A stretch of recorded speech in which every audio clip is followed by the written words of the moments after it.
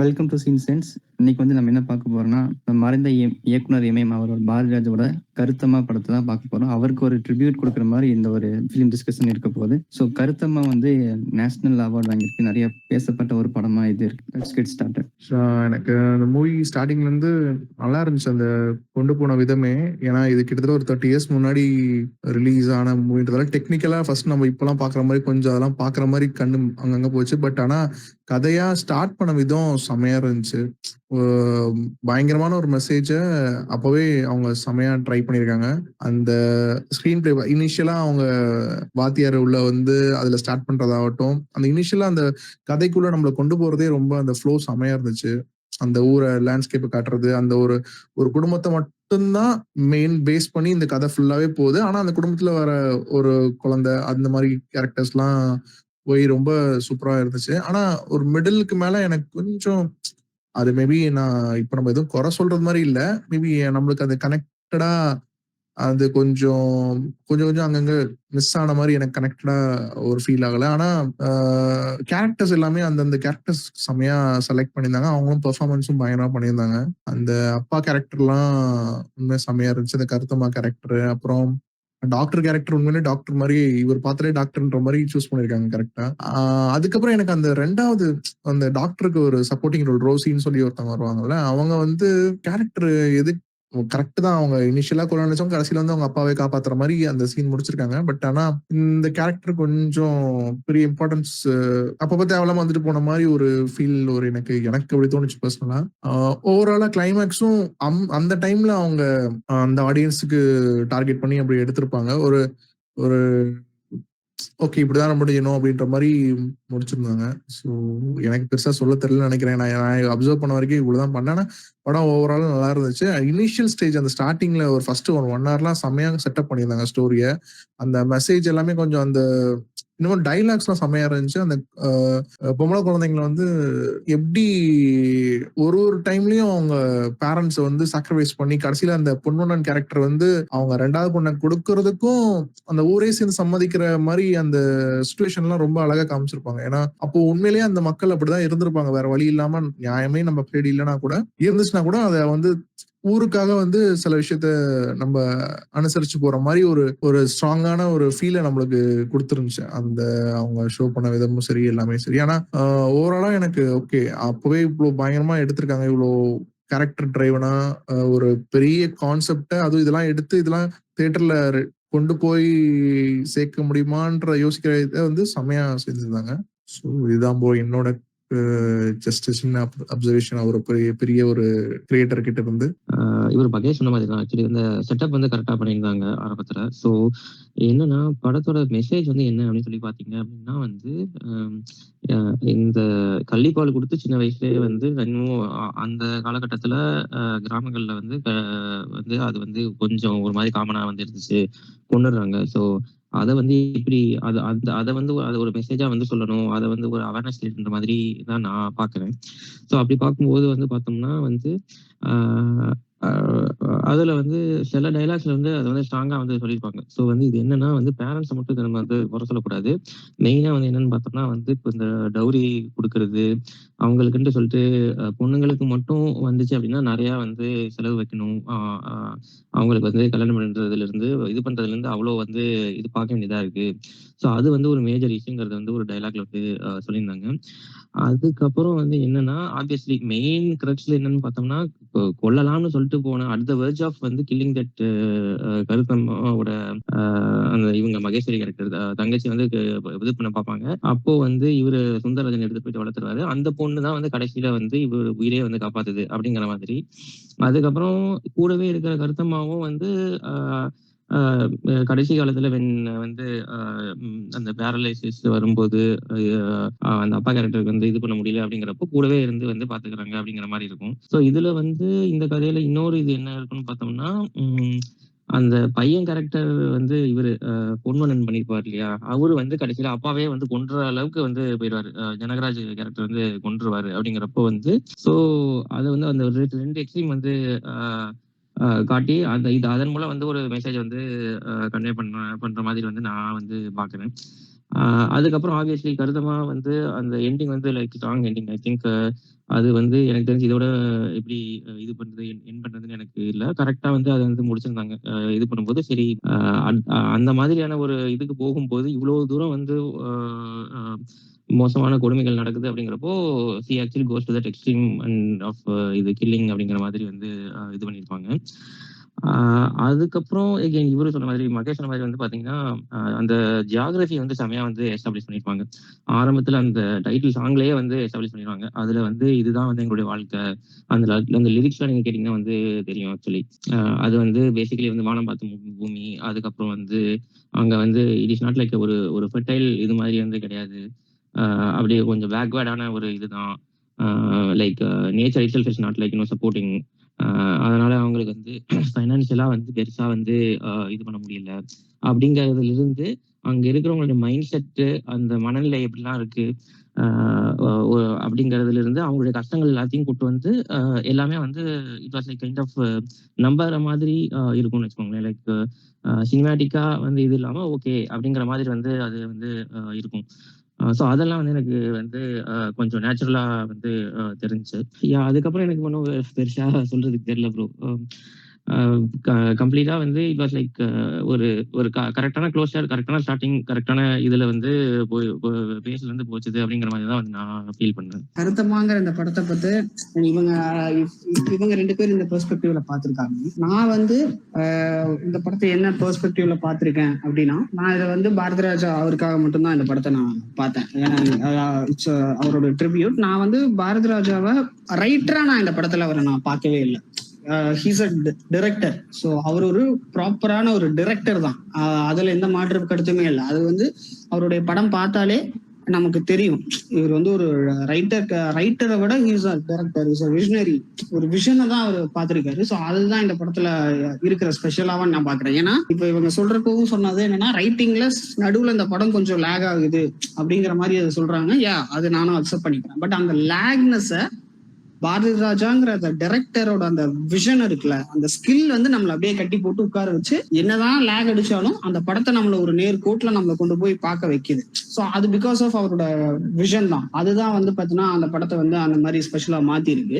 So இந்த படத்துல ஏன்னா இவர் வந்து பாத்தீங்கன்னா அந்த ஆல்ரெடி தெரியும் நமக்கு அந்த மண்ணோட தரத்தை திரையில அவ்வளவு தத்ரூபமா காட்டக்கூடியவர் அவரு. சோ அது வந்து பாத்தீங்கன்னா அதுதான் அவரோட பிளஸ் பாயிண்ட். இந்த படத்துக்கு அதான் பிளஸ் பாயிண்ட். இது வந்து ஒரு பேசிக்கான கதை தான்.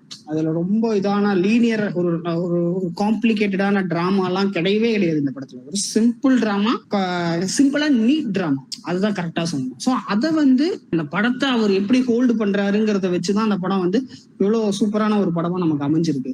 என்னன்னா முக்கியமா அந்த படம் அந்த லேண்ட்ஸ்கேப் அவர் வந்து போர்ட்ரேட் பண்ற விதம், அது ஃபுல்லாவே கரிசல் காடு தான், வானம் பார்த்த பூமி தான். ஆனா இருந்தாலும் அந்த லேண்ட்ஸ்கேப் மேல இன்னமும் அந்த விஷுவல்ஸ் எல்லாம் அவ்வளவு கிளாரிட்டியா இல்லை நமக்கு. அது 93ல எடுத்த படம், நம்ம 26ல பாக்குறோம். அப்படி இருந்தும் எனக்கு இந்த படத்துல வர்ற அந்த லேண்ட்ஸ்கேப் மேல ஒரு மிகப்பெரிய காதல் வருது அப்படின்னா இந்த பிக்சரைசேஷன். அவரை பிக்சரைஸ் பாரதிராஜாங்கிற ஒரு டைரக்டர் அதை பிக்சரைஸ் பண்ண விதம் தான் வந்து பார்த்தீங்கன்னா நமக்கு வந்து அந்த படத்தை வந்து நம்ம ஹோல்ட் பண்ண வைக்குது. அந்த படத்துல இருக்கிற லேண்ட்ஸ்கேப்பை வந்து நமக்கு ரசிக்க வைக்குது. வானம் பார்த்த பூமி, வறண்ட பூமி, அப்படி இருக்கிறதே அந்த வறண்ட பூமியுமே அவரோட லென்சிங் வந்து பாத்தீங்கன்னா அழகா தான் காட்டியிருக்கு. ஸோ அதுதான் அவரோட ஸ்கில்னு நான் பாக்குறேன். அந்த நான் வந்து பாத்தீங்கன்னா இந்த படத்துல இவர்கிட்ட இருந்து கத்துக்கிற விஷயம் என்னன்னா, அந்த நிறைய வந்து பாத்தீங்கன்னா அந்த மெட்டபரிக்கலா சொல்ற விதம் நிறைய இவருடைய பிலிம்ஸ்ல இருக்கும். அந்த இன்சர்ட் ஷாட் நிறைய யூஸ் பண்ணுவாரு. இப்போ இன்சர்ட் ஷாட்டை அதிகமா யூஸ் பண்றது தற்போதைய காலகட்டத்துல மாரி செல்வராஜ் தான். ஏன்னா ஒரு விஷயம் நடந்துட்டு இருக்கும், அதுக்கு மெட்டபரிக்கலா இன்னொரு இன்சர்ட் ஷாட்டா ஒரு ஷார்ட்குள்ள உள்ள வச்சு அதை பண்ணுவாரு. அதுக்கெல்லாம் முன்னோடியா பாரதிராஜா தான் இருந்திருக்காரு அப்படின்னு நான் நினைக்கிறேன். ஏன்னா நிறைய இன்சர்ட் ஷாட்ஸ் இருக்கும் இவரோட படத்துல. நிறைய விஷயங்கள் ஒரு லீனியரா போயிட்டு இருக்கும். அது மாதிரி நடுவுல ஒரு ஷார்ட்டை உள்ள கொண்டு வருவாரு. அது வந்து பாத்தீங்கன்னா அந்த சீனை மொத்தமா வேற பெர்ஸ்பெக்டிவ்ல நமக்கு காட்டும். ஸோ அந்த மாதிரி நிறைய விஷயங்களை வந்து பாத்தீங்கன்னா இவர் வந்து டெக்னிக்கலா அவர் ரொம்ப ஸ்ட்ராங்கான ஒரு பர்சன். அவரோட டெக்னிக்காலிட்டி அந்த மாதிரி நான் சொல்றேன். ஸோ இந்த படத்துல எனக்கு வந்து ரொம்ப என்ன சொல்றது, ஒரு பயமுறுத்தின ஒரு ஷார்ட்டா நான் பார்த்தது என்ன அப்படின்னா, ஃபர்ஸ்ட் அதான் அந்த ஃபர்ஸ்ட் இனிஷியல் ஸ்டேட்ல அந்த ஒரு ஃபேமிலியில 5 குழந்தை பிறந்திருக்கும். அதுல 2 குழந்தை தான் உயிரோட இருக்கும். 2 குழந்தைய கள்ளிப்பால் ஊத்தி கொன்றுவாங்க. 3வது பையன் தான் பிறக்கும்னு நினைச்சு பார்த்துட்டு இருப்பாங்க. பொண்ணு பிறந்துரும். அந்த பொண்ணை கொல்ற போறப்போ அந்த ஒரு கிழவி வந்து பாத்தீங்கன்னா அந்த கள்ளிப்பால் ரெடி பண்ணிட்டு இருக்கும். அதுல ஒரு ஃப்ரேமு அந்த செடியில இருந்து பால் வரும். அந்த ஒரு ஷாட் பாக்குறப்பவே எனக்கு அவ்வளவு பயமா இருந்தது. சோ அந்த ரேஞ்ச் ஆஃப் இதுல வந்து பாத்தீங்கன்னா அப்படி இருக்கும். அது ஒண்ணுமே இல்லை, அந்த செடியில அந்த பால் வலிஞ்சு வெளியே கீழே வரும். அதுதான் அதை பார்த்தாலே எனக்கு அந்த ஒரு பயம், ஒரு பயத்தை, அந்த அந்த மூடு அது வேற ராத்திரியில இருந்தது. அதுக்கு பேக்ரவுண்டா ரகுமானோட பேக்ரவுண்ட் ஸ்கோர் வேற ரொம்ப இதா இருந்தது. சோ அதை வச்சுக்கிட்டு அந்த ஒரு செடியில ஒரு பால் வலிஞ்சு வர்றதை பார்த்து எனக்கு பயம் வருதுங்கிறது தான் ஒரு ஃபில்ம் மேக்கர் நமக்கு அவரோட அச்சீவ்மெண்ட் நான் பாக்குறேன். ஸோ அந்த ரேஞ்ச்ல அந்த ஷாட்டை வந்து பார்த்தீங்கன்னா அவர் கன்சியூம் பண்ணியிருப்பார். எனக்கு அந்த ஒரு ஷாட் ரொம்பவே என்ன சொல்றது, ஒரு டிஸ்டர்ப் பண்ண ஷாட்னு வச்சுக்கலாம். ஸோ அந்த மாதிரியான ஒரு ஷாட் அது. ரகுமானோட 2வது கொலாபரேஷன் பாரதி ராஜாக்கு. இதுக்கு முன்னாடி கிழக்கு சீமையிலே தான் ஃபர்ஸ்ட் கொலாபரேஷன். அதுக்கப்புறம் இந்த இதுல வந்து கொலாபரேட் பண்ணியிருப்பாங்க. இப்போ என்னன்னா, இப்போ மியூசிக் வந்து பார்த்தோன்னா ஒவ்வொரு டைரக்டர்ஸுக்கும் ஒரு மாதிரி இருக்கும். இப்போ சிற்பின்னு ஒரு மியூசிக் டைரக்டர் இருந்தாரு. அவர் வந்து பார்த்தோன்னா மற்றவங்களோட போறப்போ அது ஒரு மாதிரி வேற வேற மியூசிக் போடுவாரு. ஆனா விக்ரமன் கட் அவர் வர்றப்போ அந்த ஒரு லாலாங்கிற மாதிரி ஒரு பீட் இருக்கும், அது வந்து இதாயிரும். ஸோ அந்த மாதிரி ரகுமான் அதுக்கு முன்னாடி வந்து பார்த்தோன்னா நம்ம வந்து இவரு அந்த டைம்லயே நிறைய கிரிட்டிசிசம் வந்தது. இதை கிழக்கு சீமையில சொல்றேன். இந்த படத்துக்கு ஒரு ரெஃபரன்ஸ் மாதிரி கிழக்கு சீமையில இருந்திருக்கு. நான் கிழக்கு சீமையில ரகுமானோட பாரதி ராஜா கொலாபரேட் பண்றாரு அப்படிங்கிறப்பவே ரகுமானால எப்படி ஒரு கிராமிய மியூசிக்கை கொடுக்க முடியும் அப்படிங்கிற பேச்சை வந்து அந்த படத்துல அவர் உடச்சு தள்ளி இருப்பாரு. அந்த மியூசிக் வந்து அதுக்கு நிறைய இன்புட்ஸ் வந்து பாரதி ராஜா கிட்ட இருந்து தான் வந்திருக்கும். அதேதான் இந்த இதுலயும் வந்திருக்கு. ஸோ இதுல இருந்து என்ன நான் தெரிஞ்சுக்கிறேன் அப்படின்னா, ஆஸ் அ ஃபிலிம் மேக்கரா நம்ம என்ன தெரிஞ்சுக்கணும் அப்படின்னா, நம்ம மியூசிக் டைரக்டர் நம்ம யாரோட ஒர்க் பண்றோங்கிறது நமக்கு பெரிய இஷ்யூவே கிடையாது. அவங்களுக்கு அதை பத்தின பெரிய நாலேஜ். ரகுமானுக்கெல்லாம் இந்த மாதிரி பாரதி ராஜா அளவுக்கு கிராமங்களை பத்தின ஒரு எக்ஸ்போஷர் இருந்திருக்குமான்னு நமக்கு தெரியாது. ஆனா அவருக்கு அதுல ஆளுமை இருக்கு, பாரதி ராஜாவுக்கு அதுல ஆளுமை இருக்கு. ஸோ அவர் வந்து ஓகே, இந்த இடத்துல இப்படிதான் மியூசிக் இருக்கும், கிராமப்புறங்கள்லாம் இப்படிதான் மியூசிக் இருக்கும், இந்த மியூசிக் தான் எனக்கு வேணுங்கிற ஒரு ஆளுமை. அதாவது எல்லா விஷயத்துலயும் ஒரு டைரக்டருக்கு ஒரு ஆளுமை இருந்ததுன்னா அந்த படத்துக்கு தேவையானதை ஒரு டைரக்டரால ஜஸ்டிஸ் பண்ண முடியுங்கிறது தான் ரொம்ப முக்கியமா நான் இவர்கிட்ட இருந்து கத்துக்கிட்டேன். இந்த படத்துல இல்ல, எல்லா படத்துலயுமே அதான் பாக்குறேன். அவருக்கு வந்து he knows அந்த ஸ்டோரிக்கு என்ன தேவைங்கிறது தெரியும், அந்த லேண்ட்ஸ்கேப் தெரியும். அந்த லேண்ட்ஸ்கேப்பை திரையில கொண்டு வர்றதுக்கு ஓகே இதெல்லாம் தேவை, எடிட்டிங் நமக்கு தேவை, சினிமாட்டோகிராஃபி தேவை, மியூசிக் நமக்கு தேவை. ராஜா இருந்தாருன்னா விட்டுருங்க, அவர் பிரச்சனை இல்லை. இளையராஜா இருந்தாருன்னா பிரச்சனை இல்லை. பட் இளையராஜா இல்லாம வேற ஒரு மியூசிக் டைரக்டர் வர்றாரு அப்படிங்கிற பட்சத்துல அது எனக்கு பிரச்சனை இல்லை. எனக்கு என்ன வேணுங்கிறத எனக்கு தெரியும், எனக்கு ஓரளவுக்கு மியூசிக் தெரியும். ஸோ அதனால நான் அதை வச்சுக்கிட்டு இந்த கதைக்கு என்ன தேவைங்கிறத என்னால எக்ஸ்ட்ராக்ட் பண்ணிட முடியும் அப்படிங்கிற ஒரு என்ன சொல்றது, ஒரு நாலேஜபிள் பர்சனா இருந்தா மட்டும்தான் இப்படி ஒரு அவுட்புட்டை நம்ம கிட்ட ஒரு நம்மளோட டெக்னீஷியன்ஸ் கிட்ட இருந்து நம்மளால வாங்க முடியும். ஸோ அதை வந்து அவருக்கு ரொம்பவே அழகா பண்ணியிருக்காரு. ஸோ எனக்கு அவரை பத்தி யோசிக்கிறப்பவே எனக்கு தோன்ற விஷயம் என்னன்னா, we need to நமக்கு ஒரு ஏபிசிடி ரேஞ்சுக்காச்சு டைரக்ஷனை தாண்டி இருக்கிற மற்ற டிபார்ட்மெண்ட்ஸ் மேல நமக்கு ஒரு நாலேஜ் இருக்கணும். அப்படி இருந்தா மட்டும்தான் நம்ம அவங்க பார்த்துப்பாங்க அப்படின்னு நம்மளால விட்டுற முடியாது. அவங்க சரியா பண்றாங்களா இல்லையாங்கிற ஒரு கோஆர்டினேஷன் நமக்கு தேவை. ஸோ அது நம்ம கோஆர்டினேட் பண்றதுக்கு ஒரு ஏபிசிடி லெவல்லையாச்சும் நமக்கு அந்த அந்த அந்த டிபார்ட்மெண்ட்ஸ் பத்தின ஒரு நாலேஜ் தேவைங்கிறது நான் இவர்கிட்ட இருந்து கத்துக்கிட்ட இன்னொரு ஒரு பாடம். ஸோ அதான் இந்த படத்தை பத்தி நம்ம ரைட்டிங்கா நான் இந்த படத்தை பத்தி நான் பெருசா பார்க்கல. ஏன்னா ஒரு 90s காலகட்டத்துல அன்னைக்கு என்ன தேவை, ஒரு கமர்ஷியலா, இது மெயின் ஸ்ட்ரீம் கமர்ஷியல் ஃபிலிம், அதுல எந்த மாற்று கருத்தும் இல்லை. கமர்ஷியலா இந்த படத்தை சக்சஸ் பண்றதுக்கு என்ன நல்லா தேவையோ அதெல்லாம் பண்ணியிருக்காரு. இப்ப அப்படி பாத்தீங்கன்னா இந்த கதையில வடிவேல் கேரக்டர் பெருசா கதைக்கு எந்த விதத்திலயும் பயனுள்ள கேரக்டரா கிடையாது. வடிவேல் கேரக்டர்னால கதை அடுத்த கட்டத்துக்கு மூவ் ஆகாது. அதே மாதிரி அந்த மகேஸ்வரி கேரக்டர், அந்த திரும்பி வர்ற குழந்தை, அந்த கேரக்டர்னாலையும் கதைக்கு பெருசா எதுவும் இல்லை. இதெல்லாம் ஒரு கமர்ஷியல் எலமெண்ட்ஸ்க்காக பாரதி ராஜா அவர் வச்சிருக்காரு. ஸோ நம்ம இந்த படத்தை வந்து நான் பாக்குறது எப்படின்னா, நான் ரைட்டிங்கா இந்த படத்தை பெருசா நான் பார்க்கல. பாரதி ராஜாங்கிற ஒரு விஷனரி அவர் எப்படி இந்த படத்தை ஸ்டேஜ் பண்ணியிருக்காரு, அவர் எப்படி இந்த படத்தை ப்ரெசென்ட் பண்ணியிருக்காரு, விஷுவலைஸ் பண்ணியிருக்காருங்கிறது தான் எனக்கு இந்த படத்துல கிடைக்கிற கிக்கு அப்படின்னே வச்சுக்கலாம். அதுதான் எனக்கு வந்து இந்த படத்தை எக்ஸைட் பண்ணுது.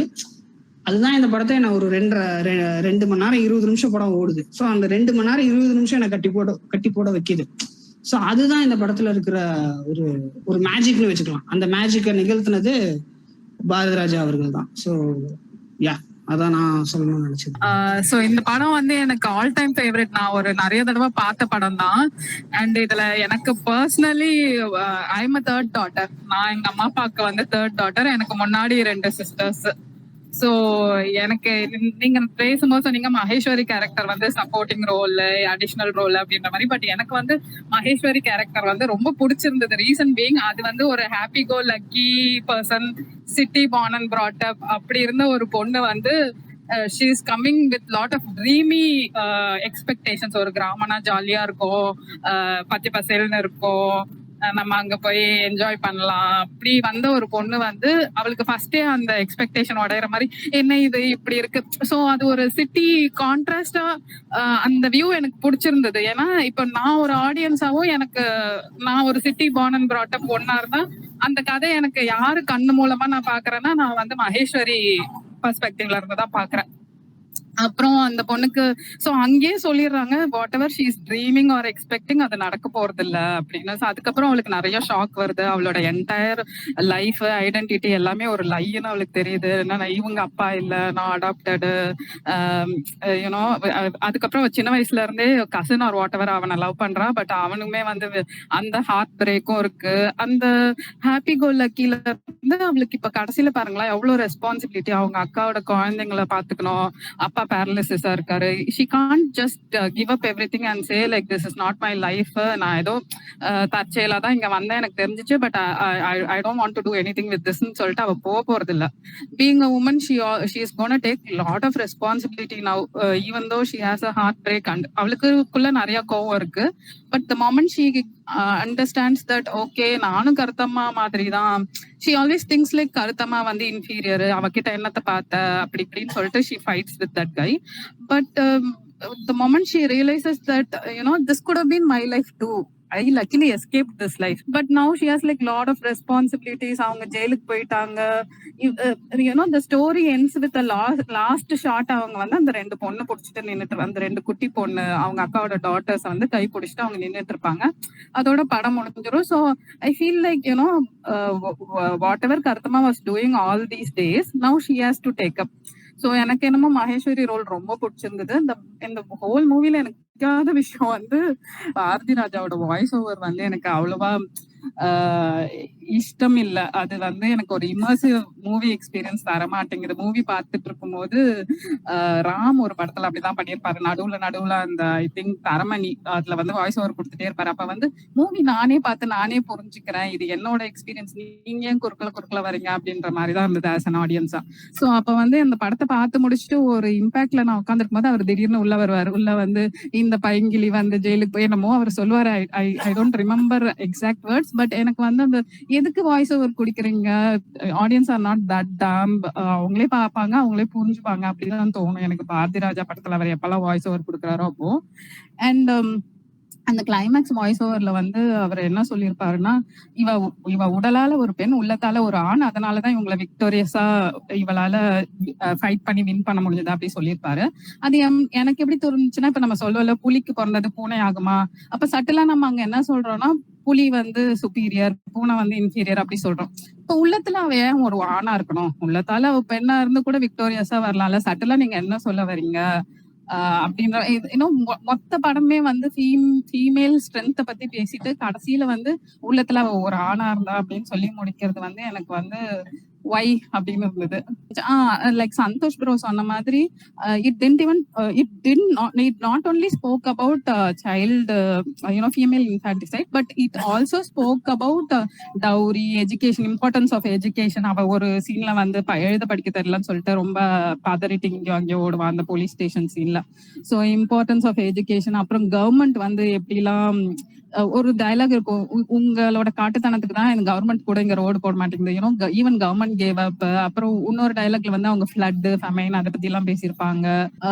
அண்ட் ஒன் மோர் சீன்ல வந்துட்டு லஞ்சம் வாங்குறது, இது even though it's being government hospital and it should be of free service, இங்க கூட லஞ்சம் வாங்குறாங்கன்னு சொல்லிட்டு அந்த டாக்டர் வந்து இல்ல நீங்க லஞ்சம் எல்லாம் தர. சோ அந்த மக்கள் எவ்வளவு இக்னரண்டா இருக்காங்க, யூனோ அது அது எல்லாத்த பத்தியும் கொஞ்சம் கொஞ்சம் டச் பண்ணியிருந்தது வந்து அந்த ஃபில்மை என்னால ஹோலிஸ்டிக்கா அந்த பீப்புளை பத்தி அண்டர்ஸ்டாண்ட் பண்ணிக்கிறதுக்கு.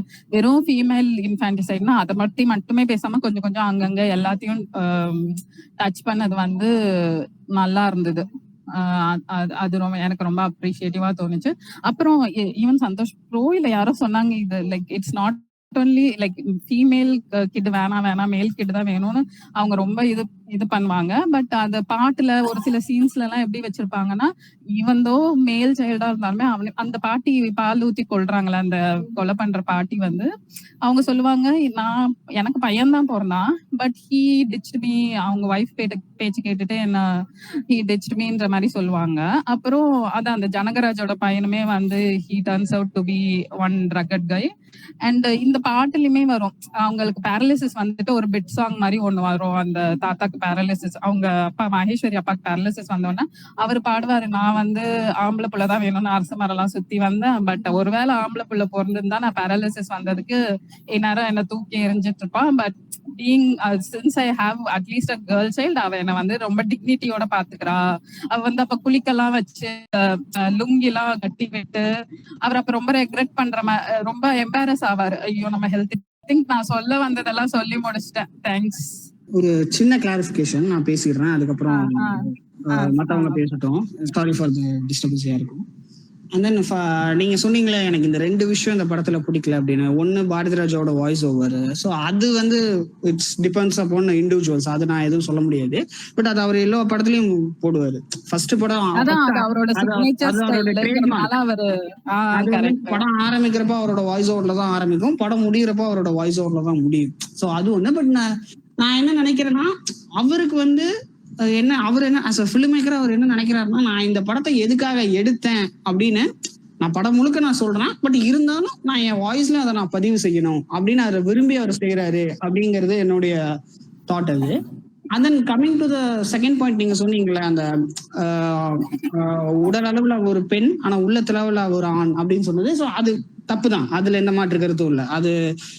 அது வந்து அவர் அப்படி சொல்லியிருக்க கூடாது. பட் ஆனா இப்ப என்னன்னா, இப்ப நம்ம ஒரு கருத்தை நம்ம எடுத்துக்கிறோம் அப்படின்னா, ஒரு விஷயம் ஒரு படத்துல சொல்லப்பட்டிருக்கு அப்படின்னா அது எந்த காலகட்டத்துல சொல்லப்பட்டிருக்கு அப்படிங்கிறது ஒரு மிகப்பெரிய பாயிண்ட். இது வந்து ஒரு ஏர்லி 90s அந்த டைம்ல வந்த ஒரு படம். ஆனா நான் யாரையும் தப்பாவும் சொல்லல, இதாவும் சொல்லல, அதையும் நான் சொல்ல விரும்புறேன். ஸோ பட் அது இருந்தாலும் மோஸ்ட் ஆஃப் த ஆடியன்ஸ், அன்னைக்கு இருந்த ஆடியன்ஸோட மைண்ட் செட் வந்து, ஆடியன்ஸ்னு இல்லை மக்களோட மைண்ட் செட்டே பேக்வேர்ட்ல தான் வந்துட்டு இருக்காங்க. இன்னைக்குமே சில பேர் பேக்வேர்ட்ல தான் திங்க் பண்றாங்க. இன்னைக்கு இருக்கிறத விட அன்னைக்கு இன்னமும் மெஜாரிட்டி ஆஃப் மக்கள் வந்து பேக்வேர்ட்ல தான் இருந்திருக்காங்க. ஸோ அது வந்து அவர் வந்து அந்த ஆடியன்ஸை ப்ளீஸ் பண்றதுக்காக அவர் அதை சொல்லியிருக்காரு அப்படின்னு தான் நான் நினைக்கிறேன். அது அவருடைய அது அவருடைய ஐடியாவா இருந்திருக்காதுன்னு நான் ஃபீல் பண்றேன். ஸோ இது நீங்க பாரதிராஜாவுக்கு முட்டு கொடுக்குறீங்க அப்படின்னு கூட நீங்க நினைக்கலாம். பட் நான் ஸ்ட்ராங்கா பிலீவ் பண்றேன் அவர் அந்த அவரோட ஹார்ட்ல இருந்து அது வந்திருக்காது. ஓகே, இது கொஞ்சம் ப்ளீஸ் பண்ணணும் அப்படிங்கிறதுக்காக அவர் அதை சொல்லியிருக்காரோ அப்படின்னு நான் அதை ஃபீல் பண்ணேன். சோ இத நான் சொல்லணும்னு நினைச்சது. அப்புறம் இன்னும் ஒரே ஒரு பாயிண்ட் நான் சொல்லிக்கிறேன்.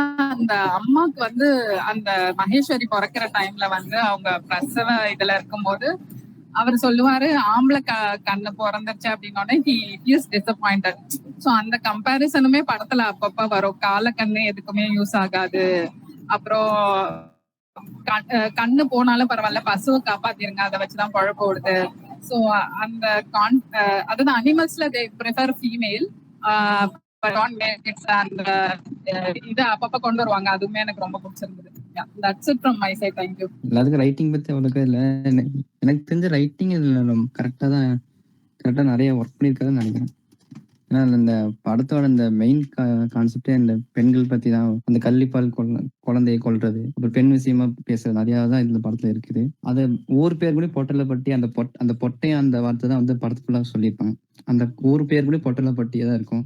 அதனால அந்த கிராமமே வந்து ஒரு வறண்ட பூமியாக தான் இருக்கிற மாதிரி காமிச்சிருப்பாங்க. ஸோ எனக்கு ரைட்டிங்கோட அடுத்து இந்த சாங்ஸ் தான் வந்து நிறைய சாங்ஸ் பிளேஸ்மெண்ட்டும் எனக்கு ரொம்ப பிடிச்சது. இந்த சாங்ஸ் எல்லாமே எனக்கு பிடிச்சது. ஃபர்ஸ்ட் இந்த படம் நான் பார்த்தது இல்லை, இப்பதான் பார்த்துருக்கேன். ஆனால் இதுக்கு முன்னாடி ஏஆர் ரஹ்மான் பாட்டு நிறைய கேட்பேன். அதில் இந்த படத்தில் இருக்க எல்லா பாட்டும் நான் கேட்டிருக்கேன். நிறைய டைம் தான் கேட்பேன். ஆனால் அது இந்த படத்தில் அந்த விஷுவலாக பார்க்கும்போது எப்படி எடுத்துக்க அந்த லாஸ்ட்டில் ஒரு பாட்டு வரும், தென்மேற்கு பருவ காற்றுல ஒரு பாட்டு வரும். அந்த சாங் பிளேஸ்மெண்ட் எல்லாம் சூப்பராக இருந்துச்சு.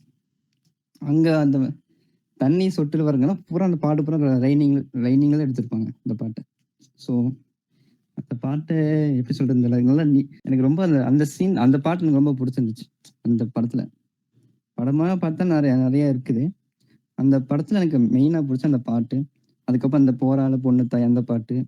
ஸோ எல்லாமே அந்த ஃபீமேல் ஓரியன்டாகவே இருக்குது. லாஸ்ட்டில் நீங்கள் சொன்னீங்கல்ல, அந்த ஆண் சொல்லியிருக்கேன்னு சொல்லி, அந்த காலகட்டத்தில் ஆண் தான் வீரம் அந்த மாதிரி கண்ணோட்டத்தில் பார்த்துருக்காங்க. மேபி அதனால கூட அவர் வச்சிருக்கலாம். அதுதான் என்னோட பாயிண்ட்டு. ராஜா சார், நான் உங்களை எப்போவுமே மிஸ் பண்ணுவோம். தமிழ் சினிமா இது வரைக்கும் உங்களை மறக்க முடியாது, அழிக்க முடியாது. இப்போ இந்த படம் கத்தம்மா வச்சு பார்க்கும்போது எனக்கு இப்போவே இந்த படம் ஒரு எமோஷனல் கனெக்ட் வருது அப்படிங்கும்போது, அந்த டைம்ல எல்லாருக்கும் எப்படி எந்த அளவுக்கு கனெக்ட் ஆயிருக்குன்னு யோசிச்சு பார்த்தா அவங்களுக்குலாம் பயங்கரமாவே கனெக்ட் ஆயிருக்குன்னு தோணுது. ஏன்னா எனக்கு இந்த படம் நல்லாவே ரொம்பவே பிடிச்சிருந்துச்சு. ஏன்னா அந்த பெண் குழந்தை அதை பத்தின கதை இல்ல. ஸ்டார்டிங்லேயே காமிச்சிடுறாங்க. குழந்தைங்கள் எல்லாத்தையும் பெண் குழந்தை பிறந்தாவே கழிப்பால ஊத்தி கொள்றாங்க. அது அவங்க மேலேயும் தப்பு இருந்து பார்த்தா, அதான் ஒரு கேரக்டர் எப்படி எழுதணும் அப்படின்னு வச்சு பார்க்கும்போது, அந்த சிச்சுவேஷன்ல அவங்கனால அதான் பண்ண முடியும். அவங்கனால இதை தாண்டி என்ன பண்ண முடியும்? நீங்களே யோசிச்சு பார்த்தாலுமே 2 குழந்தை இதே முகத்தை பார்த்து பாவப்பட்டு இறக்கப்பட்டு வளர்த்துட்டேன். இந்த 2யும் நான் என்ன பண்ண போறேன்னு எனக்கு தெரியல. இப்படிப்பட்ட சூழ்நிலையில கடைசி பொண்ணு இந்த பொண்ணையும் பார்த்து கடைசியா பிறந்த அந்த பொண்ணு, அதையும் பார்த்து நான் வளர்த்தேன்னா அப்புறம் நான் அவ்வளவுதான் அப்படின்ற மாதிரி அவர் சொல்லும்போது, அந்த காலத்துல இதுதான் நடந்திருக்கு. பெண் குழந்தை பிறந்தா வளர்த்து எல்லார் கண்ணிலேருந்தையும் காப்பாற்றி ஒரு கல்யாணம் பண்ணி கொடுக்குறதுன்றது கிராமத்துல மெயினா பிறந்தவங்களுக்கு ஒரு பெரிய ஒரு டாஸ்காக இருந்திருக்கு அந்த டைம்ல.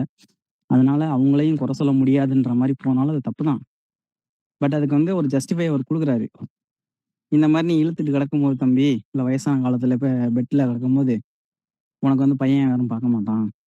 இப்போ ஒருவேளை ஒரு பையன் பிறந்தாலுமே ஜனகராஜ் சொல்லுவார், மச்சான் எனக்கு பையன் பிறந்திருக்கான், எனக்கு இப்படி வந்திருக்கான் அப்படின்ட்டு.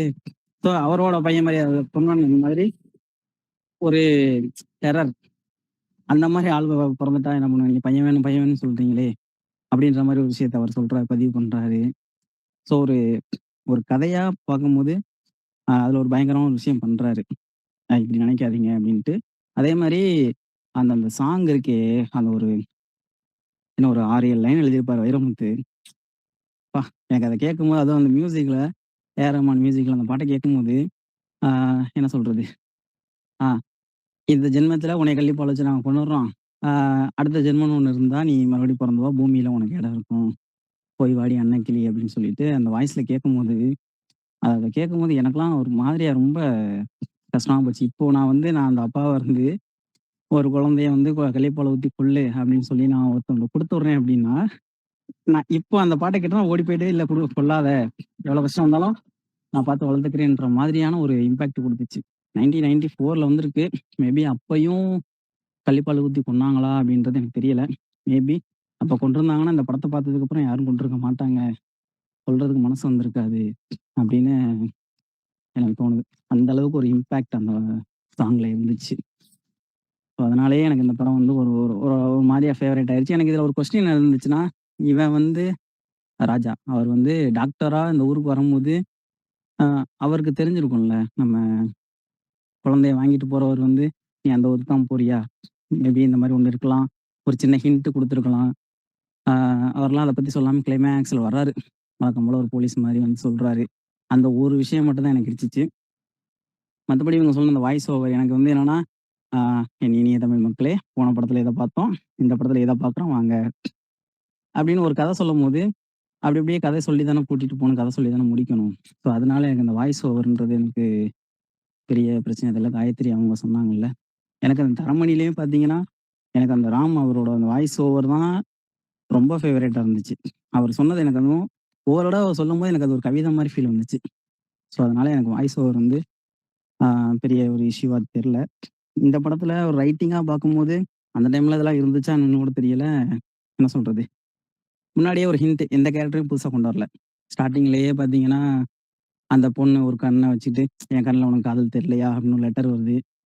அந்த டைம்ல பார்த்தா டக்குனு இவனுக்கு இங்கே கர்த்தமா பிடிச்சிட்டு இருக்கு. அப்படிங்கும்போது, "டேய் அங்க யாரோ ஒரு பொண்ணு உன்னைய லவ் பண்ணிட்டு இருக்காளே! நீ இவ்வளோ போய் லவ் பண்ணிட்டு இருக்கியே! இப்ப அந்த பொண்ணு வந்து நின்னா என்ன ஆகும்?" அப்படின்ற மாரி ஒரு கொஸ்டின் அங்க வரும்போது, அதுக்கப்புறம் என்ன ஆகுது அப்படின்னு ஒரு மாரியா போகுது. அதே மாரி நம்ம சேர்மேனுக்கு கர்த்தமா பிடிச்சிருக்கு அப்படின்றத ஸ்டார்ட்டிங்ல சரண்யாவுக்கும், பொன்வண்ணனுக்கும் கல்யாணம் நடக்கும்போது, ஒரு சின்ன ஒரு 2 செகண்ட்ல அத காமிச்சு முடிச்சுடுறாங்க. ஆ ஒரு செகண்ட் இங்கிட்டு திரும்பியிருந்தோம்னா நமக்கு அது புரிஞ்சிருக்காது. ஏன்னா அது வந்து ஃபோர் ஷேடோன்னு சொல்லலாம். இல்ல முன்னாடியே ஒரு ஹிண்ட்ன்னு சொல்லலாம். இது எல்லாமே அவனுக்கு புடிச்சிருக்கு. சடனா வந்து எனக்கு அவன் மேல ஒரு கண்ணுன்னு சொல்லாம, இந்த மாரி சில விஷயங்கள் அதாவது டைரக்ஷன்ல, ரைட்டிங்லயும் அத எழுதியிருப்பாங்க. ஸோ அந்த மாரி விஷயங்கள்லாம் 94ல யூஸ் பண்ணும்போது, இன்னொன்னு இதோட குவாலிட்டி அவுட்ட பார்க்கும்போது, 91ல ரோஜா வந்திருக்கு. அப்படின்னு யோசிச்சு பார்க்கும்போது, அது எவ்வளோ ஒரு கிராண்டான மூவி. ஆ பார்க்கும்போது அவ்வளோ கிராண்டா இருந்துச்சு. 94ல இப்படி ஒரு படம் பார்க்கும்போது எனக்கு கொஞ்சம் ஆச்சரியமா இருந்துச்சு. அதே மாரி மியூசிக். அவரு ரோஜால எப்படி போட்டிருந்தாரு, அவர அப்படியே கொண்டாந்து கிராமத்துக்கு போட வச்சிருக்கீங்க ஐயா. அதே மாரி அ பாரதிராஜா சாருக்காக ஒரு 2, 3 சாங்கு என்னோட ஸ்டைல்ல நான் ஒண்ணு போட்டுக்கிறேன் அப்படின்ட்டு, அந்த தென்மேற்கு பருவக்காற்றுலாம் கொஞ்சம் அந்த படத்துல இருந்து கொஞ்சம் வெளிய வந்த மாரி இருந்துச்சு. அவங்க சிட்டிலேருந்து வர்றாய்ங்க. அவங்களுக்கு ஏத்த சாங் தான். அதனால இந்த படத்துல வந்து இவரோட ஜோன்ல ஒண்ணு, அ வில்லேஜ் ஜோன்ல 2, 3 பாட்டு அப்படின்னு போட்டு, மியூசிக்குமே பயங்கரமா வேல பார்த்துருக்கு. அதே மாரி இந்த ஸ்டார்ட்டிங் நான் சொன்ன அந்த சாங்லாம் எனக்கு ரொம்ப ஃபேவரைட் ஆயிடுச்சு. இப்போ கூட ஜஸ்ட்டு ஃப்ரீயா உட்காந்துட்டு இருக்கும்போது அந்த பாட்ட வச்சு போட்டு காமிச்சுட்டு போட்டு பார்த்துட்டு இருந்தேன். ரொம்பவே ஒரு இம்பாக்ட் குடுத்துச்சு. ஆ கண்டிப்பா. அந்த சாங் தான். தென்மேற்கு ஆ பருவக்காற்று தான் நான் அந்த கரெக்ட்டா பாட்டெல்லாம் அந்த கேட்டுருக்கேன். அந்த பாட்டெல்லாம் கேட்டுருக்கேன். கேட்டுருக்கேன். நானும் கேட்டுருக்கேன். ஆனா இந்த படமா? சாங் பிளேஸ்மெண்ட்ல பார்த்து ஆ டான்ஸ் ஆக்டர் ஸ்டெப்ஸ் எல்லாம். எனக்கெல்லாம் அந்த சாங்லாம் ஆம். கேட்கும்போது, இந்த சாங் என்னடா நம்ம வேற மாரி ஒரு படத்துல எதிர்பார்த்தோம். இந்த படத்துலயா இருக்குது அப்படின்ற மாரி எனக்கு ஒரு நான் பெரிய தெரியல. அதான் ஆச்சரியமா. இந்த படம் பார்த்து தான் தெரிஞ்சது. அதே கரெக்ட்டு மாரி தான். அந்த "போராளி பொண்ணு தாயி" இந்த சாங் கூட அதுதான் நான் இந்த படத்துல எதிர்பார்க்கல. பரவால்ல. ஆ நல்லா இருந்துச்சு. ஒரு என்ன சொல்றது? எனக்கு ஒரு சர்ப்ரைஸா இருந்துச்சு எல்லாமே. ஓவராலா அந்த வில்லேஜ் செட்டப்பும் சரி, என்னால அந்த ஒரு வில்லேஜ்ல வாழ முடிஞ்சுச்சு. நான் ஒரு ம். வில்லேஜ்ல இருந்தாலும், இது வந்து கிராமம் இல்லாம இது ஒரு பட்டிக்காடு. ஆமா. ஆ அதே மாரி டயலாக் அதே மாரி தான். அந்த இந்த கிராமத்தால பேசுற மாரி தான் கரெக்ட்டா அந்த அந்த கழுத, ஆ அந்த இது, அந்த ஐயா ஸ்லாங், அந்த அதெல்லாம் பொட்ட கிராமத்துல கழுத. சொல்லுங்கப்பா. ஐயா அதெல்லாம் இங்க இங்க இங்க இப்ப கூட இங்க பேசிட்டு இருப்பாங்க. இங்க எங்க என் சரவுண்டிங் சொல்றேன். இங்க அப்போ இப்ப கூட அது பேசிட்டு இருப்பாங்க. பெண்கள்னு நான் சொல்றதில்ல. அந்த அந்த இது இன்னும் இருக்குது. அது இன்னி வரைக்கும் இருக்குது. கரெக்ட். இருக்குல்ல. அது என்னால கனெக்ட் பண்ணிக்க முடியுது. போது ஆ இது என்ன சொன்னாரு? 26ல பார்த்து கனெக்ட் பண்ணிக்க முடியும். இன்னமும் சில வார்த்தைகள் அங்க இருக்கும்போது, நெறைய பேரு இந்த வடிவுக்கரசிய பத்திலாம் பேசாம விட்டுருப்பீங்க. இல்ல, அவங்கலாம் இல்ல. அவ்ளோ நேச்சுரலா நடிச்சிருந்தாங்க. பார்க்கும்போதே ஒரு ஆரம்பத்துல இருந்தே அவள பார்த்த வெறுப்பு தான். இந்த படம் இல்ல. ஆ அவங்க அவங்க நெகட்டிவ் ரோல் எடுத்தாலும் அவங்க அவங்க பார்த்துல வெறுப்பு தான். அதுதான். அவங்க அவங்களுக்கு குடுத்த வேலைய பயங்கரமா பண்ணிட்டாங்க. அந்த பொன்வண்ணனுங்களும் அந்த ஜெயில்லேருந்து வரும்போதே, போறோம், அவள அடிச்சு தூக்குறோம், டாக்டர கொல்றோம் அப்படின்னு வரும்போதெல்லாம், எனக்கு அந்த ஒரு வில்லேஜ் அந்த பேக் ட்ராப் அத வந்து பார்க்கும்போது, நான் எங்க ஊருக்கு போனேன். எங்க ஊர்ல இந்த மாரி இடம் இருந்துச்சான்னு யோசிச்சு பார்த்தேன். எங்க ஊர்ல இந்த மாரி இடமே கிடையாது. அது ஒரு பட்டிக்காட்டுல எடுத்திருக்காய்ங்க போல. நம்ம வடிவேல வச்சு கூட அந்த கிராமத்த சுத்தி காமிக்கிற மாரி, அந்த கிராமம் எவ்வளோ பெருசு அப்படின்றதையும் வடிவேலு ஒரு டயலாக்ல சொல்லுவாங்க. ஏன்னா, அந்த இந்த அதுல கிராமத்துல இருக்கிறதே என்னன்னா இவ்வளோ வீடு தான். பொன்வண்ணனுக்கு இளவரசு வாய்ஸ் கொடுத்திருப்பாரு. ஆமா. அவர் தான் டிஓபி இல்ல இந்த படத்துக்கு. அவர்தான் கேமராமேன் இந்த படத்துக்கு. அத பண்ணிட்டு அவரும் வாய்ஸ் குடுத்துருக்காருன்னும்போது, ஏன் பொண்ணோட வாய்ஸ் நல்லா தானே இருக்கும் அது அப்படின்னு யோசிச்சு அதான் நானும் பொன்வண்ணனுக்கு யோசிச்சேன். அவரோட வாய்ஸ் வேற மாரி தான் இது இருந்துச்சு. இளவரசு வாய்ஸ் கொடுத்திருக்காரு. ஏதோ ஒரு டெர்சரி கேரக்டர், ஒரு பேக்ரவுண்ட்ல இருக்கிற ஒரு கேரக்டர் ஒரு டயலாக் பேசும். அந்த டயலாகுக்கு பொன்வண்ணன் வாய்ஸ் கொடுத்திருக்காரு. நம்ம சாருக்கு வந்து என்னன்னா, இந்த வாய்ஸ் செட் ஆவல அப்படின்னு ஒரு ஃபீல் வந்திருக்கும் கிராமத்துக்கு. செட் ஆவல. இல்ல ஒருவேள அவரு சிட்டியால வந்து கிராமத்துல கேஸ்ட் பண்ணியிருப்பாரு போல. ஒருவேள அந்த இது ஸ்லாங்லாம். அவர் எடுத்த பசும்பொன்னு ஒரு படம் எடுத்திருப்பாரு பாரதிராஜா. அந்த படத்துலயும் பொன்வண்ணன் தான் நடிச்சிருப்பாரு. ஆனா பொன்வண்ணன் வந்து அந்த படத்துக்கு அவர் தான் வாய்ஸ் கொடுத்திருப்பாரு. அது அந்த கேரக்டர்ல வேற செட்டிங் வேறயா இருந்திருக்கும். இந்த ஸ்லாங் இருக்குல்ல. இருக்கலாம் இருக்கலாம். மேபி ஸ்லாங் வேற இருக்கலாம். ஹீரோயின் இல்ல கேரக்டருக்கு யார் வாய்ஸ் குடுத்தா? ராதிகா வாய்ஸ் மாரி எனக்கு தெரிஞ்சது. ராதிகா ராதிகா இதுக்குன்னு நினைக்கிறேன். ஆமா ராதிகா வாய்ஸ் அங்கங்க வந்தது. பட் எதுக்குன்னு கரெக்டா அங்கங்க இல்ல ப்ரோ, கருத்தம்மாவோட வாய்ஸ் மொத்தமே ராதிகாவோட தான். ஓ ஓகே ஓகே. அந்த டைம்ல நிறைய பேருக்கு ராதிகா தான் பண்ணியிருக்காங்க. அந்த டைம்ல நிறைய பேருக்கு இந்த வாய்ஸ் ஆமா, நிறைய ஆமா. படத்துல இல்ல கேட்கலாம். ராதிகாவோட வாய்ஸே வருது. ஆமா, கொஞ்ச ஏதோ நேரத்துல பெரிய zone out theatre ஆயிட்டேன். life மாதிரியே இருக்கே அப்படின்னு நான் யோசிச்சுட்டே இருந்தேன். நான் நீங்க ராதிகா அதை பார்க்கும்போது எனக்கு அந்த வாய்ஸ்ல அவ்வளோ ஒரு என்ன சொல்றது, எனக்கு ரொம்ப ஒரு கிக் ஏறிச்சு அந்த வாய்ஸ் கேட்கும்போது. கருத்தம்மா அவ்வளோ கொடுத்தா. அழகா பேசியிருந்தாங்க, கரெக்டா இருந்துச்சு பேசும்போது. இன்னொன்னு வெற்றிமாறன் சார் படத்துல நடக்கக்கூடிய ஒரு பயங்கரமான விஷயங்கள் இந்த படத்துல நிறைய நடந்திருக்க வாய்ப்பு இருக்கு. என்னன்னா அந்த லிப் சிங்கிங் கரெக்டா வராது. நிறைய பேர் ஒரு மாதிரியே பேசிட்டு போயிட்டாங்க. ஆனா நல்லா டப்பிங்ல அதை இதே அப்படி இப்படின்னு பண்ணி மேட்ச் பண்ணிட்டாங்க. அதை நல்லாவே நோட் பண்ணேன். இருக்கும். ஏன்னா அது அந்த டைம்ல பிலிம் வேற. சோ ஆமா, அது வேற. இதுக்கு பார்த்து டப்பிங்ல பாத்துக்கலாம் அப்படின்னு சொல்லிட்டு விட்டுருப்பாங்க. என்னென்னத்தையோ பேசி எப்படி எப்படியோ பண்ணி நல்லாவே என்ன சொல்றது மேட்ச் பண்ணும்போது எனக்கு அது ஒரு ஆச்சரியமா இருந்துச்சு. பரவாயில்ல அந்த டைம்ல. ஆனா இந்த டைம்ல நம்மளால இதை பண்ண முடியலையே. வெற்றி சார் அதெல்லாம் கதையை மட்டும் கவனி, நல்லா இருக்கும் பார்த்துட்டு போ அப்படின்ற மாதிரி இருக்காரு. அதான் இப்படி எல்லா எலமெண்ட்ஸும் கரெக்டா போட்டு இந்த படத்தை வந்து ஒரு நல்ல பேக்கேஜா கொடுத்தாரு. அந்த எனக்கு வந்து இந்த படத்துல அந்த தொய்வு அப்படின்ற ஒரு விஷயம் வந்து செகண்ட் ஹாஃப்ல வருது. அவங்கலாம் அந்த பொண்ணு ரிட்டர்ன் ஊருக்கு வந்ததுக்கு அப்புறம் வர்ற ஒரு 5-10 நிமிஷம் அது மட்டும் தான் எனக்கு பிரச்சனையா இருந்துச்சு. யாரு சொன்னா? சந்தோஷ் ராஜா ப்ரோ சொன்னாரு, இந்த பொண்ணு வந்து ரிட்டர்ன் வர்றது வந்து எந்த இம்பாக்ட் இல்லையா, யூஸ் இல்லையான்னு சொன்னாரு. அது வந்து கதைக்கு வந்து கதையா பாத்தீங்கன்னா அது அது மெயின். பட் அந்த கேரக்டர்னால கதை அடுத்த கட்டத்துக்கு நகரலன்னு நான் சொல்ல வந்தேன். அது ஒரு பாயிண்ட். அது எனக்கு வந்து அதை வந்து ஒரு என்ன சொல்றது, ஒரு சென்டிமெண்ட்டுக்காக. ஏன்னா இப்போ காணாம போன ஒரு பொண்ணு இப்போ நம்ம தளபதியில பார்த்துருப்போம், ரொம்ப வருஷம் கழிச்சு இவன் தான் பையன் தெரியும் போது அந்த ஒரு மியூசிக்கை போட்டு அழுது வைப்பார் மனுஷன்.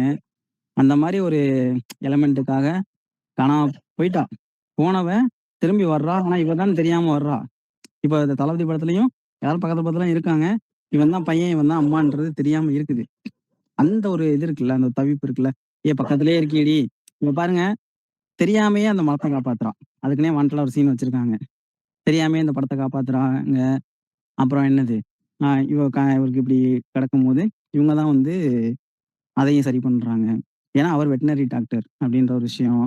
ஸோ வந்து நீ தெரியாமையே உங்க அப்பாவை காப்பாத்துற, தெரியாமையே உங்க அம்மா அதாவது மரம் அதை காப்பாத்துற. ஸோ பாரு அப்படிங்கும் போது இதெல்லாம் அந்த காலத்துலலாம் பயங்கரமா என்ன சொல்றது, படம் பார்த்துட்டு வீட்டில் வந்து பேசுறதுக்கான ஒரு விஷயமா இருந்திருக்கும். அதே மாதிரி அவங்க சரண்யா பொண்ணு கல்யாணம் ஆகிட்டு போகும்போது அந்த வண்டியில போகும்போது அந்த மரத்தை கிராஸ் பண்ணும்போது பூ அவன் மேல விழுவும். அந்த பூவை பயங்கரமா அந்த படத்துல நிறைய இடத்துல யூஸ் பண்ணியிருப்பாரு. இதெல்லாம் எனக்கு இந்த டைம்ல பார்க்கும் போதே எனக்கு ஒர்க் ஆயிட்டு எனக்கு ஒரு மாதிரி எமோஷனல் லைட்டா வருது. அப்படிங்கும் போது இவ்வளவு படங்கள் பார்த்துருக்கோம், இது ஒரு வகையான இப்பெல்லாம் எடுத்த கிரிஞ்சுன்றாங்க. ஆனா இப்படி பார்க்கும் போதும் எனக்கு ஒரு மாதிரியா இம்பாக்ட் கொடுக்குது. அப்படிங்கும் போது அந்த டைம்லலாம் மக்களுக்கு நிறையாவே நல்லாவே எடுத்து வச்சிருக்காரு இந்த மனுஷன். இதுக்கு மேல என்ன சொல்றது, அவர் எப்படி இருந்தாலும் அவர் ஒரு பெரிய ஆள், அவருக்கு இதெல்லாம் சாதாரண விஷயமா இருக்கும். எப்படியோ மகேஷ் ப்ரோ இந்த படம் பார்க்க வச்சிருக்கீங்க. உங்களுக்கு வந்து பாரதிராஜா சார் ஒரு படத்துல ஒன்று பார்க்க வச்சதுக்கு ஒரு நன்றி. ஏன்னா இப்போ நம்ம போற போக்கில் பார்த்தா வேற படங்கள் பார்த்து ஹாலிவுட் படங்கள்லாம் பார்த்து நம்ம ரெஃபரன்ஸ் எடுத்துட்டு இருப்போம். இப்போதைக்கு இப்படி ஒரு கிராமத்து படம், ஒரு டோட்டலா அவுட் ஆஃப் த பாக்ஸில் வந்து ஒரு படம் பார்க்குறோம். அப்படிங்கும் போது அது ஒரு மாதிரி நல்லா இருந்துச்சு. இத்துடன் என் உரையை நிறைவு செய்கிறேன். நன்றி, வணக்கம். ஸோ எனக்கு வந்து அந்த theme of the movie throughout வந்து நல்லா கேரி அவுட் பண்ணாங்க. அது கண்டிப்பா இட் வாஸ் ரியலி எஃபெக்டிவ். அதுவும் நீங்க சொல்றீங்களே it's been in 1990s or whatever இந்த மூவி ரிலீஸ் ஆனது and you were questioning அந்த டைம்ல எல்லாம் ஆகுமா இல்லையா. 2000 வரைக்கும் இந்த ஹிந்தியில நிறைய கிரைம் பேட்ரோல் ப்ரோக்ராம்ஸ் எல்லாம் இருக்கும். ஸோ அதுல வந்து ரியல் லைஃப் ஸ்டோரிஸ் இன்னும் அது நடக்குது. அது என்ன சொல்றது, தே ஸ்கேன் அண்ட் பார்த்துட்டு என்ன is it a girl or a boy. In fact நிறைய பிளேசஸ்ல வந்து they lie about the fact that it's a girl even if it is a boy inside so that they can make money by aborting it. So அப்படி நிறைய happens. So for Bharati Raja to take such a movie and to kind of bring a message in that at that point of time, I think it is really commendable. நீங்க சொன்னீங்க அந்த Maheswari ரூசி character வந்து அவ்வளோ effective, எதுவும் she didn't make an impact, எதுக்கு அது கரெக்டான ஆக் கொடுக்கல. But I think hers is the most important. ஏன்னா it is showing if you had let that girl live what she is capable of. அந்த டைம்ல imagine if somebody thinks about it, எதுக்கு வீணா, செலவுதான். But if you see அவ வந்து like if you let a girl live, what she's capable of, doing and what she's capable of, making a change in the world. அது when people, who அதுவும் வந்து அவங்க ரொம்ப very effectively அவங்க வந்து அந்த கிராம செட்டிங்ல with, this might happen and when people are not literate enough to understand that this is wrong. Of course, circumstances எல்லாம், is not working out. ஆனாலும் if you kind of still let it be and let the child grow, என்ன capable. So he's kind of set it in that correctana idile so that people through the movie, through the cinema can understand that let the girl live madri, nalla panirukanga. The commercial elements ella vechittu and the village setting, of course kodutittu nalla message koduthirukanga. And then அதான் so இந்த மூவில வந்து one thing I like is இதுல வந்து எல்லா ஆம்பளங்கள் வந்து wrong and all the women are right அப்படி இல்ல. Because you see that the women are equally antagonistic, like they are the ones like, and the first daughter or the mother-in-law who is the sister of the father, so she also is coming from a regressive setup, and there are men who are like championing women. So nalla equally other social and the system வந்து நல்லா நியூட்ரலா காமிச்சிருக்காங்க. Not like all the men are villains and all the women are like, saint. அப்படி இல்லாம கரெக்டா they, he's shown the இது அது நல்லா இருந்தது. And அதான், and then நிறைய dialogues like it speaks about the fact that it is not in அது issue is not just the fact that இது பண்றாங்க, there is a systematic problem and the dowry issue அதெல்லாம் because of that only people are instigated to kind of kill the child. They can't like think about all those extra செலவு that they'll have like, as the child grows. So on the bigger picture we have to cut out all those elements. அப்போதான் வந்து all these things will stop. அதுவும் வந்து நல்ல இது காமிச்சிருக்காங்க. Like one of the scenes when that older daughter has third daughter child, அவங்க வந்து வீட்டு வரும்போது of course these guys are already instigated, but it shows that it is not born out of anywhere. அவங்க அங்கே wherever they go to do their என்ன சொல்றது trading, அதை finish பண்ணிட்டு வீட்டு வரும்போது 2-3 people will ask them, இப்ப என்ன பாரு திருப்பி பொண்ணுதான் வந்திருக்காரு, you've got a girl again எப்படி. So all that only feeds into the brain of people and kind of makes them do what they do. So அதுவும் காமிச்சிருக்காங்க. It's not like born out of nowhere in the idea of like, killing a girl child. So அதெல்லாம் they kind of he showed it very well. ஆமா, music was really நல்லா இருந்தது. Like I didn't know all these songs belong to this movie. So yeah, overall I really enjoyed the movie. Bharathi ராஜாவோட அந்த ஃபீல்டுல அவரு அந்த டைமிங்க்கு ஏத்த மாதிரி அந்த ஒரு 10 yearsல இந்த மாதிரியான ஒரு படங்கள் இந்த கதை தான் கிளிக் ஆகும் அப்படிங்கிற ஒரு பெர்ஸ்பெக்டிவ்ல பார்க்கணும்னா அவரோட அந்த லெஜண்டோட அந்த லிஸ்ட்ல இந்த கருத்தமாவும் ஒரு ஐகானிக்கா இருந்திருக்கு அப்படின்னு தான் என்னால புரிஞ்சிக்க முடியுது. நாம இததான் ரீட் பண்ணணும். இப்போ ஓகே இது ஒரு 2 years மட்டும்தான் ஒர்க் அவுட் ஆகும், இல்லைன்னா இந்த படம் மட்டும்தான் ஒர்க் ஆகும் அப்படிங்கிற மாதிரி தான் என்னால புரிஞ்சிக்க முடியுது. அண்ட் அந்த காலகட்டத்துல ஒரு கிராமத்துக்குள்ள இப்படியான ஒரு ஸ்ட்ரகிள் இருந்திருக்கு அப்படிங்கிறது வந்து அந்த டைம் பீரியட்ல ஆடியன்ஸுக்கு கொண்டு வந்து இதை வெளிப்படுத்தி இருக்கிறாரு அந்த டயத்துல. அண்ட் அதை எடுக்கும்போது நான் இந்த மியூசிக் வைஸ் நம்ம பார்த்தோம்னா எனக்கு அந்த 2 பாட்டுமே எனக்கு பிடிச்சிருந்தது. ஸோ அது ரொம்பவே இஷ்டப்பட்டு நான் நிறைய டைம் கேட்டது வந்து அந்த 10 மேற்கு பருவ காற்று சாங்ஸ். அதோட பீட் எனக்கு ரொம்ப பிடிச்சிருந்ததுனால ஸோ அதுக்காக நான் வெயிட் பண்ணி பார்த்துருந்தேன். அண்ட் அவ்வளோதான், எனக்கு மீதி எல்லாமே நீங்களே பேசிட்டீங்க. எனக்கு நான் இதை தான் சொல்லணும்னு நினைச்சேன். சுந்தர்ராஜனுடைய அந்த கேரக்டர் அவர் வந்து போனாலும் அவருடைய இம்பாக்ட் வேற மாதிரி இருக்கு. இந்த படத்தோட டர்னிங் பாயிண்ட் எல்லாமே அவர் தான் கொண்டு வந்தாரு. இதை வந்து நோட்டீஸ் பண்ண நினைச்சேன். அண்ட் தென் வடிவேல் கடைசி அந்த அவர் பேர் என்ன சொன்னீங்க, வாய்ஸ் கொடுத்தாரு, அவர் பேர் என்ன, பொன்வண்ணன். அந்த கேரக்டர் எனக்கு தெரிஞ்சு இது அவருடைய ஃபர்ஸ்ட் படமா எனக்கு சரியா தெரியல, நான் கவனிக்கல. பட் அது அமைச்சூரா எனக்கு தெரிஞ்சது. பட் இதான் அவர் ஃபர்ஸ்ட் படம், இதான் இன்ட்ரோடியூஸ் ஆனாரு. எஸ், ஆமா. ஸோ எனக்கு அவருடைய அந்த ஆக்டிங்லாம் கொஞ்சம் அப்படிதான் இருந்தது. ஆனாலும் அவங்க அதாவது சிங்கிள் கேரக்டரா பார்க்கும்போது அந்த மாரி தெரியல. பட் குரூப்பா இருக்கும்போது எனக்கு நல்லாவே இருந்தது. ஓரளவுக்கு அது மேனேஜ் பண்ணிட்டாரு. அதெல்லாம் பார்க்கும்போது எனக்கு வந்து ஒரு அந்த நாடகம் பார்க்குற மாதிரியான ஒரு ஃபீல் தான் இருந்தது. ஸோ இது வழியா இப்படி ஒரு விஷயத்த நம்ம சொல்லியிருக்காரு. ஸோ அப்படிதான் என்னால கனெக்ட் பண்ணிக்க முடிஞ்சது. சில விஷயங்கள், சில காட்சிகள்லாம் பார்க்கும்போது. அதுவும் எஸ்பெஷலி அந்த பொட்டல் காட்டுல வெட்ட வெளியில உட்காந்துக்கிட்டு அந்த குடும்ப கதை பேசுறது, அவங்க அழுகுறது, இதெல்லாம் பார்க்கும்போது அந்த சமயத்துல இப்படிதான் நடந்திருக்கும் அப்படிங்கிறது என்னால புரிஞ்சுக்க முடிஞ்சது. ஸோ அந்த விஷயத்தெல்லாம் தத்ரூபமா காட்டியிருக்காரு.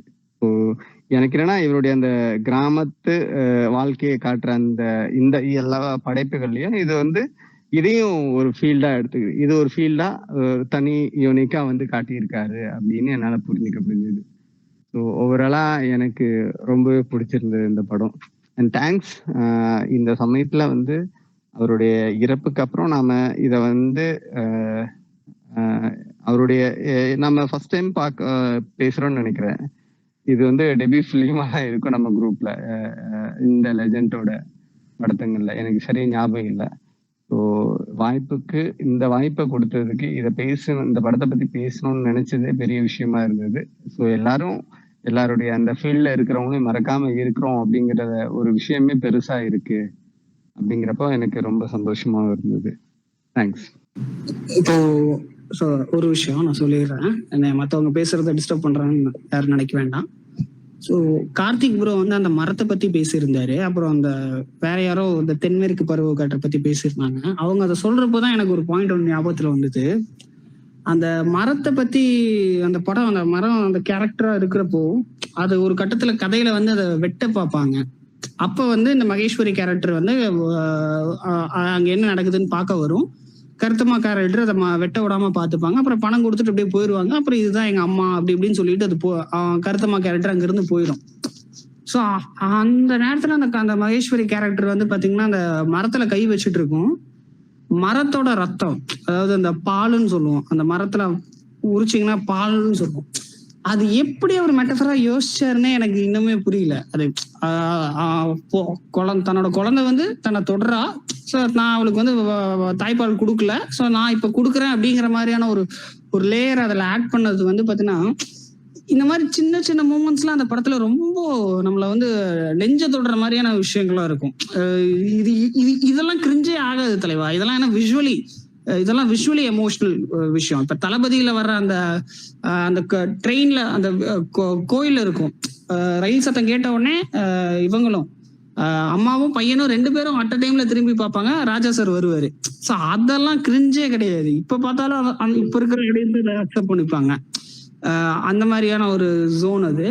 ஸோ இதெல்லாம் கிரிஞ்சே ஆகாது. நம்ம டைலாக்ஸ்ல நம்ம பண்ற வேலைகள் தான் அன்னைக்கு அந்த டைம்ல டைலாக்ஸ்ல பண்றதெல்லாம் ஒரு பெரிய இஷ்யூவா இருந்தது. ஸோ அதனாலதான் இதை மாறிச்சு. ஸோ இதெல்லாம் என்னைக்குமே என்ன நினைச்சு நிற்கும் இந்த மாதிரி விஷயங்கள் நம்ம பண்றப்போ. ஸோ அது ஒண்ணு எனக்கு அது நான் இப்ப டக்குன்னு நீங்க பேசின உடனே எனக்கு ஞாபகத்துல வந்து. அப்புறம் அந்த தென்மேற்கு பருவ காற்று பாட்டுக்கு லீடு ஒண்ணு கொடுத்துருப்பாரு தலைவன் பயங்கரமா பண்ணியிருப்பான் தலைவன். எப்படின்னா நீங்க பாத்தீங்கன்னா அந்த மாட்டு வண்டி ஓட்டுறது அது கதைக்கு பெருசா எந்த இதுலயும் இம்பாக்ட் இல்லை. அது கதையை அடுத்த கட்டத்துக்கு ஃபார்வர்டா மாத்துதுன்னா கிடையவே கிடையாது. அவன் மாட்டு வண்டி ஓட்டுறா, அவளுக்கு மாட்டு வண்டி ஓட்ட தெரியாது. அதுல வடிவேல் வந்து கொஞ்சம் ஹியூமர் பண்றாரு. அதுக்கப்புறம் அது கீழே வந்து அடிபட்டுருது. ஸோ இவளுக்கு அடிபட்டுருச்சுன்னு சொல்லி இவளோட லவ் இன்ட்ரெஸ்ட் வந்து அவளுக்கு டிஞ்சர் போட்டு விடுவாரு. அந்த டிஞ்சர் போட்டு விடுறப்போ அவனுக்கு வேர்க்குது. அந்த வேர்வை துளி அவன் மேல படுது. ஸோ அத இதா வச்சுக்கிட்டு இங்க தலைவன் வைரமுத்து வேற வர்றப்பல, ஓகே உனக்கு அவன் வந்து வடுறது இவளுக்கு ஒரு மலைசாரல் மாதிரி இருக்கு, அவனோட வேர்வையே உனக்கு மலைசாரல் மாதிரி இருக்குன்னு சொல்லிட்டு, ஓகே நான் இப்ப பாரு தென்மேற்கு பருவ காற்றுல இருந்து மலை ரிலேட்டடா ஒரு பாட்டை எழுதுறேன் பாரு அப்படின்னு சொல்லி தலைவன் வேற உள்ள வர்றான். ஸோ இப்படி அந்த சாங்கை எடுத்த விதமாகட்டும், அதை எழுதின விதமாகட்டும், அதை பிக்சரைஸ் பண்ண விதமாகட்டும், அதுக்கு லீடு கொடுத்தது. ஸோ அதுதான் எனக்கு வந்து இந்த படத்தை ரொம்ப, அந்த சாங்க்கான லீடு வந்து என்ன ரொம்ப இம்ப்ரெஸ் பண்ணுச்சு இந்த இது. ஸோ இந்த 2 பாயிண்ட்டை நான் சொல்லணும்னு நினைச்சேன். கார்த்திக் ப்ரோ சொல்ல வந்தீங்க?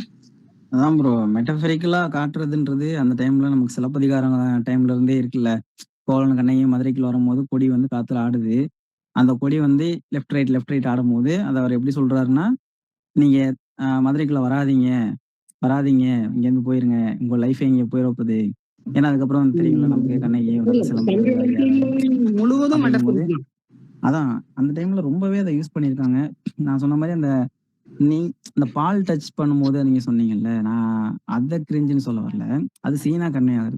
நமக்கு என்னன்னா அந்த பூ விழுகிறது இருக்குல்ல, இப்போ கூட ஒரு சாமி முன்னாடி நின்று சாமி கும்பிடும்போது டக்குனு பூ விழுந்துச்சு, ஓகே சாமி வந்து நமக்கு என்ன சொல்றது பர்மிஷன் கொடுத்துருச்சு அப்படின்ற மாதிரிலாம் இருக்குல்ல, அதெல்லாம் இனிமே நம்ம எடுக்க முடியாதுன்னு நான் நினைக்கிறேன். ஸோ அதை எடுக்கும்போது அந்த விருமாண்டி படத்துல ஒரு டெம்ப்ளேட் ஒன்று இருக்கும், நெப்போலியன் வந்து தலையை எப்படி சொல்லிவாரு, அந்த மாதிரி ஒரு ஃபீல் கொடுத்துரும். அதை தான் நான் சொன்னேன். எனக்கு என்னன்னா நீங்க இந்த சொன்னீங்கல்ல, இது வந்து முதல் மரியாதையில ராதா கிளைமேக்ஸ்ல அப்படி கால் எடுத்து வைக்கும் போது இவருக்குள்ள ஒரு டக்குன்னு ஒரு என்ன சொல்றது ஒரு வைப்ரேஷன் வரும் நம்ம சிவாஜி சார் டெத் பெட்டி இருக்கும்போது. அந்த மாதிரி இதை தொட்டோன்னே டக்குன்னு அவங்களுக்கு ஒரு இதாகுது, ஏதோ ஒன்று இனம் புரியாத ஒரு ஃபீல் வருது.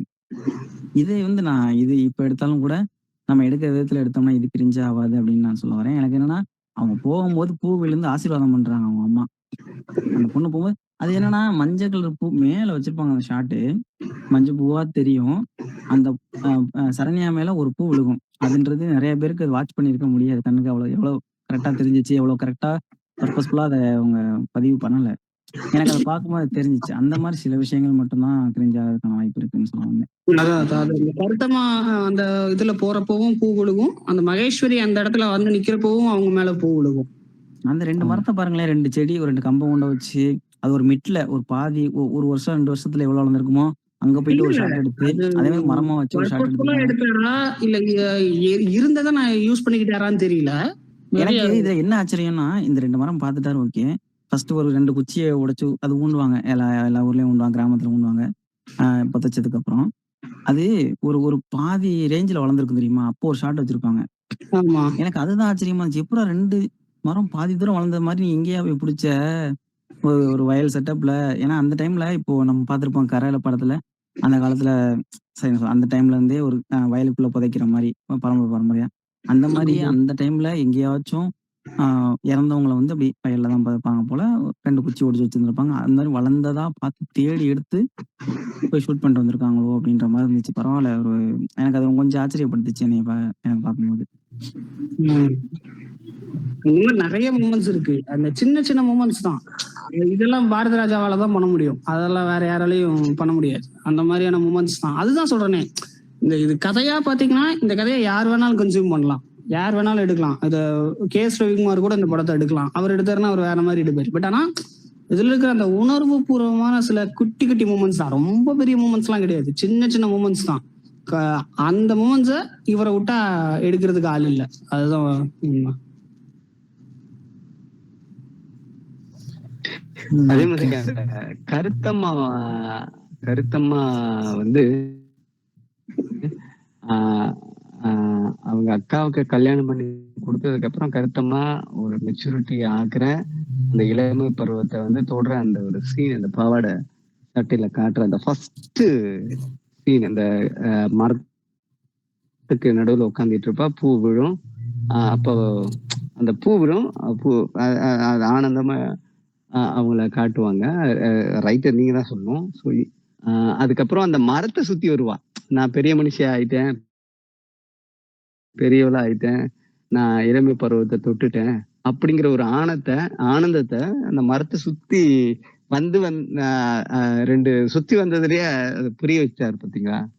அது இப்ப எடுத்தா எப்படி இருக்கும் அப்படின்னு யோசிச்சேன். ஸோ அப்பதான் ஒரு ரைட்டருக்கு இப்ப இருக்கிற இந்த பீரியட்ல அந்த மாதிரியான ஒரு விஷயத்த எப்படி கொண்டு வர முடியும் அப்படிங்கிற ஒரு கேள்வியை நான் உங்களுக்கு வைக்கிறேன். ரைட்டரா இருக்கிற உங்களுக்கு, ராபியா, சந்தோஷ் ராஜா, கார்த்தி, இவங்களுக்கு எல்லாருமே. ஐ திங்க் சந்தோஷ் ப்ரோ கூட ரைட்டர் தான் நினைக்கிறேன். ஸோ நீங்க எப்படி எழுத போறீங்கன்னு தெரியல. ஸோ எனக்கு இந்த மாதிரியான ஒரு விஷயம் எல்லாம் ரொம்ப பிடிச்சிருக்கு. எஸ்பெஷலி நீங்க சந்தோஷ் ராஜா, இன்னொருத்தர் சந்தோஷ்னு இருக்காரு இல்லையா, அவரை சொல்றேன். உங்க 2 பேருக்குமே தான், Santosh and Santosh Raja, Gayathri ma'am, Rabia ma'am, Karthik, உங்களுக்கும் நீங்க ரைட்டர் ராபியா ஆகிறதுக்கு ராபியா இப்ப ராபியா மேம் ஆனாங்க. சரி, அதான் ஓகே, நேசன். மரியாதை. Okay okay. இன்னும் ஓ, சரி, ஓகே. இல்ல இதை இல்ல இதை நல்லா வந்து கேக்குது. அது சப்ஜெக்ட் அந்த யோசிக்கணும். மாதிரி ஓடிட்டு இருக்குடா. அவங்க அதை அவங்க புரிஞ்சுக்க பேசுறாங்க கார்த்திக். அவங்க ஏதோ சொல்ல வராங்க பாயிண்ட். இல்ல நானா இல்ல நீங்க நல்ல அப்சர்வேஷன் பண்ணிருக்கீங்க. கண்டிப்பா அதை பத்தி யோசணும். அஃப்கோர்ஸ் மூவிஸ்னா ஷோ டோன்ட் டெல் தானே. ஸோ அது ஷோல வந்து நிறைய அப்படி அந்த மைண்ட்ல வைக்கணும். ஸோ இட்ஸ் கிரேட் அப்சர்வேஷன் கண்டிப்பா. இதெல்லாம் நம்ம கருத்தமா மூவி பத்தி நம்ம பேசிடுவோம். நிறைய கருத்துக்களை இந்த படத்தை நம்மளை பேச வச்சிருக்குது. நிறைய பேர் அவங்களோட கருத்துக்களையும் சொல்லியிருக்காங்க. என்னதான் வந்து இயக்குனர் அவர் மறைந்தாலும் அவரோட தாட்ஸ், அவர் என்ன சொல்ல வர நினைக்கிறது அது வந்து இன்னும் எப்பவுமே இருக்கதான் போகுது இந்த யூனிவர்ஸ்ல. ஸோ இவரோட படங்கள் இனி நிறைய எடுத்து பார்த்தீங்கன்னா நிறைய மண் சார்ந்த படங்கள் நிறைய இருக்குது. அதையும் நீங்கள் எக்ஸ்ப்ளோர் பண்ணி பாருங்க. ஸோ இதே மாதிரி அடுத்த நல்ல மூவி அனாலிசிஸ்ல உங்களை வந்து சந்திக்கிறோம்.